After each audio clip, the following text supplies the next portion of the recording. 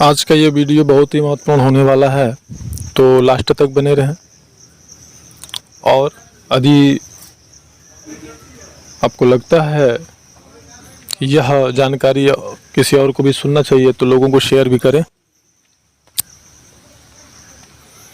तो आज हम बात करेंगे, जैसे बहुत सारे हमारे पास ऐसे साधिकाओं के भी कॉल्स आते हैं और साधकों की भी आते हैं, ऐसे दर्शकों के फ़ोन आते हैं हमारे पास, और ऐसे दर्शकों के अनुभव भी पड़े हुए हैं चैनल पे,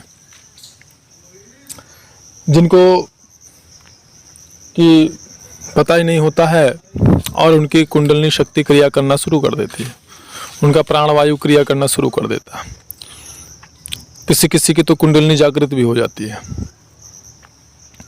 और वह उसको कोई बीमारी समझ करके, भूत प्रेत की समस्या समझ करके, नकारात्मक समस्या समझ करके वो उसका इलाज कराते हैं। लेकिन बहुत सारा धन खर्च करने के बाद भी उनकी वो समस्या ठीक नहीं होती, बल्कि दिन पर दिन उनके हिसाब से उनकी वो समस्या बढ़ती जाती है।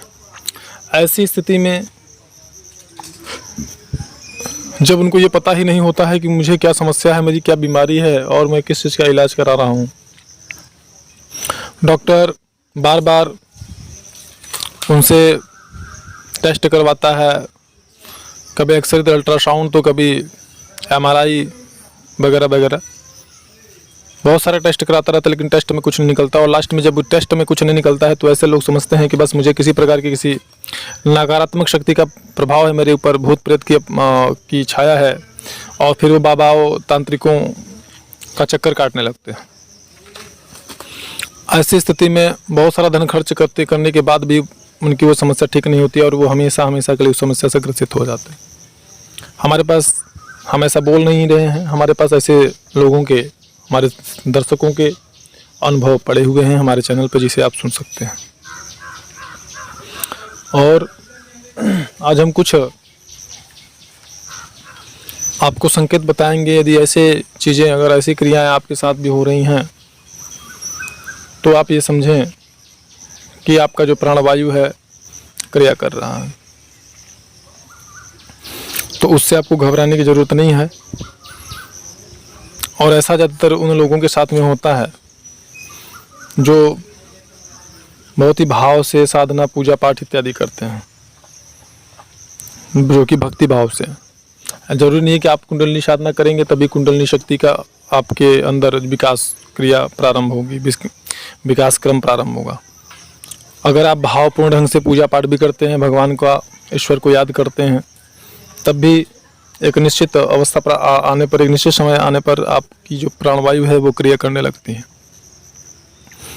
और अगर आप ऐसे ही लगे रहते हैं तो फिर आपकी कुंडलिनी शक्ति जागृत हो जाती है। लेकिन यह क्रिया सिर्फ यहीं तक ही होती है, इसके आगे कुंडलिनी से संबंधित साधना आपकी नहीं बढ़ती है।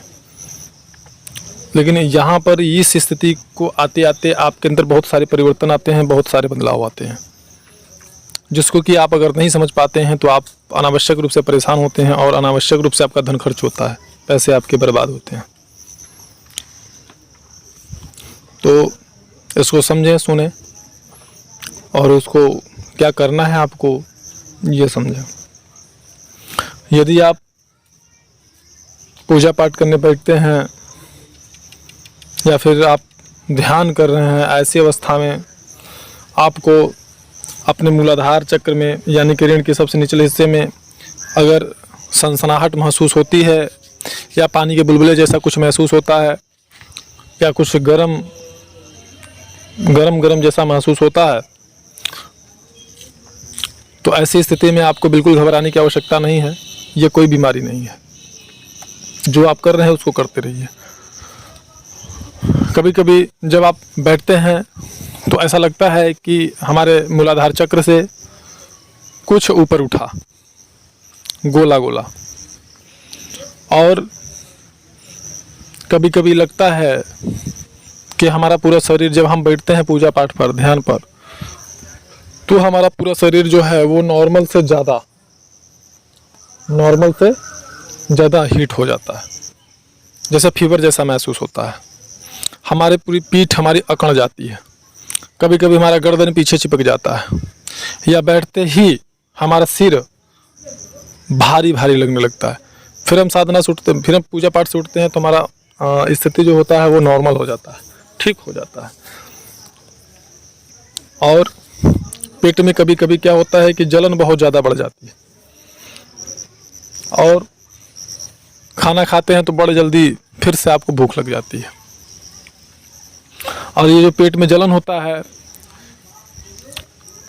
ये भी एक नॉर्मल क्रिया है। और ऐसा होने पर बहुत सारे लोगों को मैंने देखा है, वो कुछ उटपटांग मेडिसिन या कुछ ऐसा कोल्ड ड्रिंक इत्यादि का प्रयोग करने लगते हैं कि जिससे हमको थोड़ा राहत मिले, जबकि उससे उनको कोई लाभ नहीं मिलता है।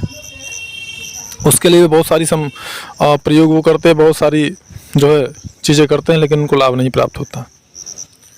तो ये जो सब चीज़ें हम आपको बता रहे हैं, इनको ध्यान दें। ये किसी प्रकार की नकारात्मक ऊर्जा का संकेत नहीं है।